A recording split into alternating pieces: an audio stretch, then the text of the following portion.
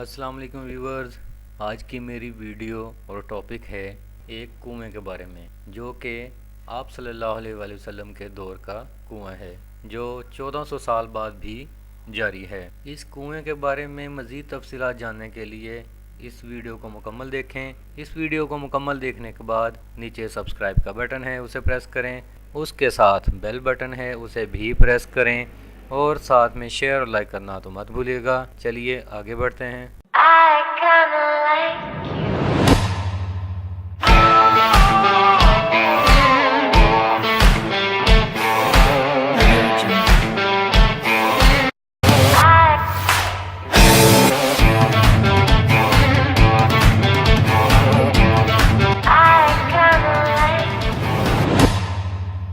دور نبوی صلی اللہ علیہ وآلہ وسلم کے 7 کنووں میں سے ایک کنواں، جس کا نام بئر رومہ ہے، جو 1400 سال بعد بھی لوگوں کی پیاس بجھا رہا ہے۔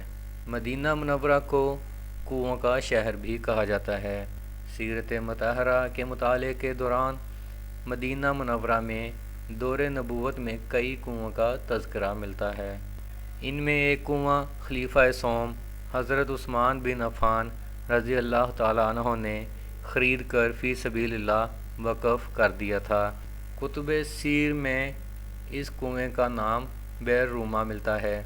حضرت عثمان رضی اللہ تعالیٰ عنہ کا یہ صدقہ جاریہ 1400 سال سے پیاسوں کی پیاس بجھاتا چلا آ رہا ہے۔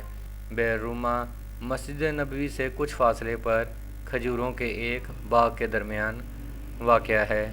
اس باغ میں مختلف انواع کی کھجوروں کے درخت ہیں۔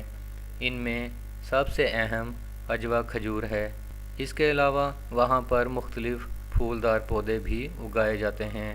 صحابی رسول صلی اللہ علیہ وآلہ وسلم سیدنا عثمان بن عفان رضی اللہ تعالیٰ عنہ کا وقف کردہ یہ کنواں عہد نبوت کے 7 کنووں میں سے ایک ہے۔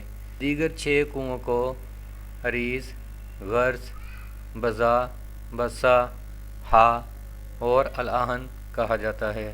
دوستو، امید ہے آپ کو میری یہ ویڈیو پسند آئی ہوگی۔ ایک بار میں پھر ریمائنڈ کرواتا چلوں، اس ویڈیو کو سبسکرائب، شیئر اور لائک کرنا مت بھولیے گا۔ شکریہ۔ اللہ حافظ۔